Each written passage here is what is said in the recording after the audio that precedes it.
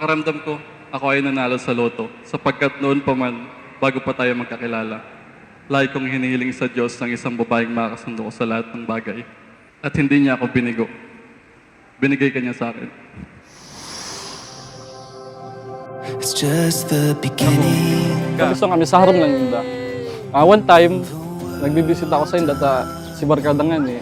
Yan, nagduduman siya sa muya. Then, naging crush ko si Mac. Actually, siya nag-first move, siya nag-chat. Di ko man inaasahan sisoy man ako para magustuhan niya. Iya, nag-reply man. Then, yun na, duman na kami nag-start. Rosette, did you come here of your own free will to bind yourself forever in the love and service of your husband? Yes, Father.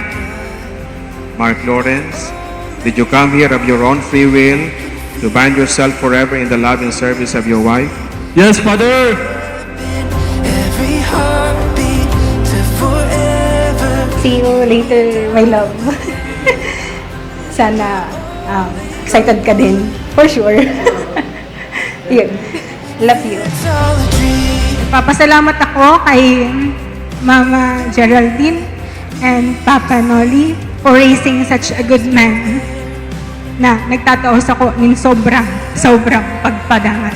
And also to my parents na nagtaos ako ng buhay para may makaibahan ka. We belong. Oh, this moment that we're lost in, ever more than I imagined. Our forever, oh, has just Kaya bagan mga kinakasal, dapat nakaputi. Kasi purity sa mga aspeto kan pag-agom. Ang purity. Bako lang, purity kan sa tuyang physical aspect, kundi purity kan sa tuyang intention tan pagkamuot. Because real love, pirming maghahanap kan karahayan kan sa iyang namumutan.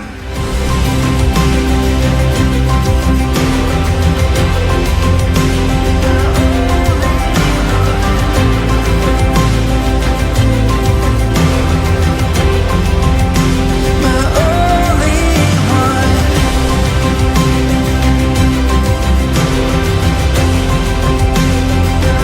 Pangako, hindi ako magbabago. Bagkus ay lalo kong pagsisikapan na gampanan ang aking tungkulin bilang isang haligi ng ating tahanan. Rosette Senyar Ebron del Mundo, sa ngalan ng pagmamahal, pananampalataya at panghabang buhay na pangako, iibigin kita hanggang sa huli kong hininga.